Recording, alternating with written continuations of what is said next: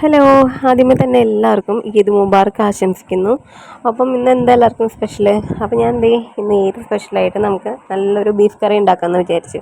അപ്പോൾ അതിനായിട്ട് ആദ്യം നമ്മളതിലേക്ക് സബോള അരിഞ്ഞതും അതുപോലെ കുറച്ച് 2-3 കഷ്ണം പച്ചമുളകും വേപ്പിലിട്ട് കൊടുത്തിട്ടുണ്ട്. അതിന് ശേഷം എരിവിന് ആവശ്യത്തിനുള്ള മുളക് പൊടിയും പിന്നെ ഉപ്പുപൊടി അതുപോലെ തന്നെ മല്ലിപ്പൊടി പിന്നെ ഒരല്പം മഞ്ഞൾപ്പൊടിയും കൂടി ചേർത്ത് കൊടുക്കാം.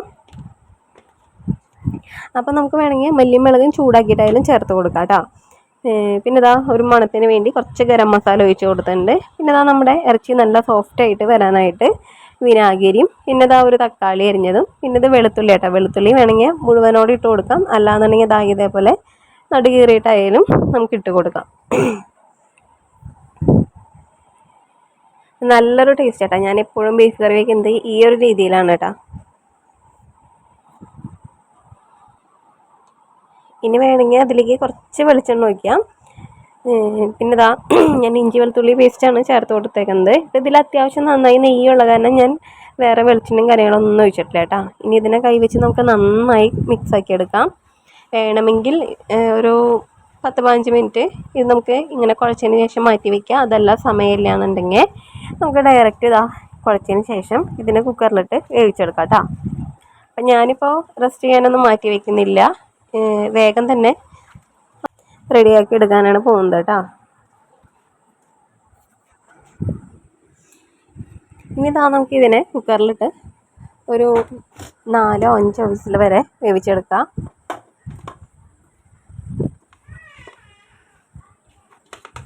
പിന്നെ ബീഫിൽ നിന്ന് നമ്മൾ വെള്ളം ഇറങ്ങുന്ന കാരണം വേറെ എക്സ്ട്രാ വെള്ളം ഒഴിച്ച് കൊടുക്കേണ്ട ആവശ്യമൊന്നുമില്ല. ഞാൻ ജസ്റ്റ് നമ്മൾ മസാല തേച്ച് വെച്ചില്ല, ആ ചട്ടി ജസ്റ്റ് ഒന്ന് കഴുകിയിട്ട് ഒരു നുള്ളിൽ വെള്ളം ഒഴിച്ച് കൊടുക്കുകയാണ് ചെയ്തേക്കുന്നത് കേട്ടോ.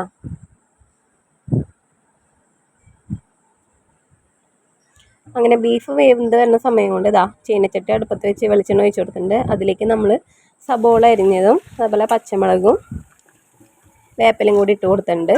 ഈ സബോള തന്നെ നമുക്ക് നല്ലപോലെ വാട്ടിയെടുക്കാം. വീഡിയോ ആദ്യമായിട്ട് കാണുന്ന ആരെങ്കിലും ഉണ്ടെങ്കിൽ ചാനൽ സബ്സ്ക്രൈബ് ചെയ്ത് സപ്പോർട്ടാക്കുക. ഒപ്പം ലൈക്ക് ചെയ്യുക, ഷെയർ ചെയ്യുക, കമൻറ്റ് ചെയ്യുക കേട്ടോ. ഇതുവരെ നമ്മുടെ ചാനലിന് സപ്പോർട്ട് ചെയ്ത എല്ലാവർക്കും ഒരുപാട് നന്ദിയുണ്ട് കേട്ടോ. അപ്പോൾ സബോള പെട്ടെന്ന് വാടാൻ വേണ്ടിയിട്ട് ഉപ്പിട്ട് കൊടുത്തിട്ടുണ്ട് കേട്ടോ. ആരൊക്കെ ഇങ്ങനെ ചെയ്യാറുണ്ട്, പെട്ടെന്ന് സബോള വാടാൻ ഉപ്പൊക്കെ ഇട്ട് കൊടുക്കാറുണ്ട്. ഇപ്പോൾ നമ്മുടെ സബോള ഏകദേശം നന്നായി വാടി വന്നപ്പോൾ അതിലേക്ക് ഞാൻ ഇഞ്ചി വെളുത്തുള്ളി പേസ്റ്റ് ചേർത്ത് കൊടുത്തിട്ടുണ്ട്. പിന്നെ ആ ഇഞ്ചിയുടെയും വെളുത്തുള്ളിയുടെയും ഒന്ന് റോസ് സ്മെല്ലൊന്ന് മാറി വരട്ടെ. നെക്സ്റ്റ് നമ്മളിതിലേക്ക് മഞ്ഞൾപ്പൊടിയും മല്ലിപ്പൊടിയാണ് ഇട്ട് കൊടുത്തിരിക്കുന്നത്. അടുത്തത് നമ്മളിതിലേക്ക് എരിവിന് ആവശ്യത്തിനുള്ള മുളക് പൊടി ചേർത്ത് കൊടുക്കാം. ആ മുളകൊന്ന് നന്നായി മൂത്ത് വരട്ടെ. മുളക് മൂത്തിന് ശേഷം ഇതിലേക്ക് നമ്മളൊരു തക്കാളി അരച്ചതാണ് ചേർത്ത് കൊടുക്കുന്നത് കേട്ടോ. തക്കാളി പേസ്റ്റ് ആക്കിയില്ലെങ്കിലും അരിഞ്ഞിട്ടായാലും ഇട്ട് കൊടുക്കാം. ഇതൊന്ന് നന്നായി തക്കാളിയൊക്കെ മൂത്ത് വരട്ടെ. തക്കാളിയൊക്കെ നന്നായി വാടി വന്നതിന് ശേഷം നമ്മൾ ബീഫ് വേവിച്ചെടുത്ത വെള്ളമില്ലേ, ആ വെള്ളം, ബീഫിലെ വെള്ളം, അത് നമ്മൾ ഇതിലേക്ക് ഒഴിച്ച് കൊടുത്തിട്ടുണ്ട്. ഒന്ന് നന്നായി തിളച്ച് വരണം. അപ്പം ഇതിലേക്ക് നമുക്ക് മസാല ചേർത്ത് കൊടുക്കാം. ഗരം മസാലയാണ് ഞാനിപ്പോൾ ചേർത്ത് കൊടുത്തേക്കുന്നത്.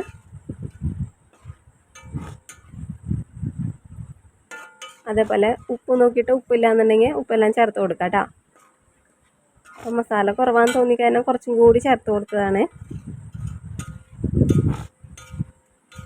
ഇനി ഒന്ന് നന്നായി തിളച്ച് വരണം. ഇനി നമ്മൾ കുറച്ച് കുരുമുളക് പൊടി ഇട്ട് കൊടുത്തിട്ടുണ്ട് കേട്ടോ. എരിവ് നോക്കിയിട്ട് കുരുമുളകൊക്കെ ചേർത്ത് കൊടുക്കുക. ഇത് തിളച്ച് വരുമ്പോൾ നമ്മുടെ ബീഫ് ഞാനിതിലേക്ക് ചേർത്ത് കൊടുത്തിട്ടുണ്ട്. ഇനി 2-3 മിനിറ്റ് കൂടി ഒന്ന് ഇതിനെ തിളപ്പിച്ചെടുക്കണം കേട്ടോ. പിന്നെ ഗ്രേവി വേണമെങ്കിൽ ഗ്രേവിയോട് കൂടി എടുക്കുക, അല്ലാന്നുണ്ടെങ്കിൽ നമുക്കിതിനെ വറ്റിച്ച് ഡ്രൈ ആക്കണമെങ്കിൽ ഡ്രൈ ആക്കി എടുക്കാം കേട്ടോ. അതൊക്കെ നമ്മുടെ ഓരോരുത്തരുടെ ഇഷ്ടത്തിനനുസരിച്ച് ചെയ്യാം കേട്ടോ.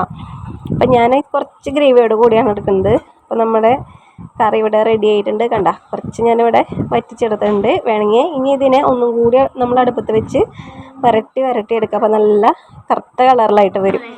പിന്നെ ഞങ്ങൾക്കിന്ന് സ്പെഷ്യൽ പൊറോട്ടയും ബീഫാണ് കേട്ടോ. പൊറോട്ട നമ്മൾ കടയിൽ നിന്ന് വാങ്ങിച്ചതാണ്, ഒപ്പം പാൽക്കാപ്പിയും. അപ്പോൾ വീഡിയോ ഇഷ്ടമായി കഴിഞ്ഞാൽ ലൈക്ക് ചെയ്യുക, സബ്സ്ക്രൈബ് ചെയ്യുക, ഷെയർ ചെയ്യുക, കമൻറ്റ് ചെയ്യുക കേട്ടോ.